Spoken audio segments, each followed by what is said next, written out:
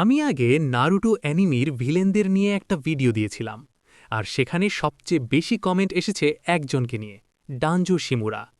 Danzo ছিল দ্বিতীয় হোকাগে টোবিরামা সেনজুর ছাত্র।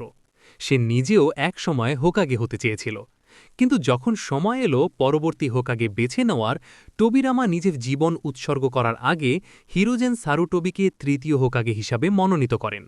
সেই মুহূর্তটাই ছিল ডানজোর জীবনের টার্নিং পয়েন্ট। তার ভিতরে জন্ম নেয় এক অদৃশ্য রাগ, এক অপূর্ণ আকাঙ্ক্ষা। হোকাগে হতে না পারলেও ডানজো থেমে থাকেনি। সে গড়ে তোলে রুট, যা আনবু ব্ল্যাক অপসের একটি গোপন ও অন্ধকার শাখা, যাকে অনেকেই আনবু ফাউন্ডেশন বলে। রুটের মাধ্যমে ডানজো ছায়া থেকে কাজ করত। তার বিশ্বাস ছিল গ্রামকে রক্ষা করতে হলে অন্ধকারে নেমে আসতেই হবে। কিন্তু এখানেই শুরু হয় বিতর্ক।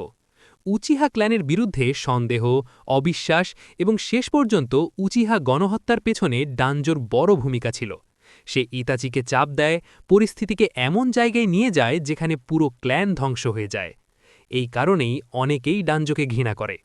কিন্তু একটা প্রশ্ন রয়ে যায়, ডানজো কি সত্যিই ভিলেন ছিল, নাকি সে ছিল এমন একজন যে নিজের পদ্ধতিতে গ্রামকে শান্তিতে রাখতে চেয়েছিল? তার উদ্দেশ্য ছিল কোনোহা রক্ষা করা, কিন্তু তার পদ্ধতি ছিল নির্মম। তবুও ব্যক্তিগতভাবে আমি ডানজোকে ঘৃণা করি।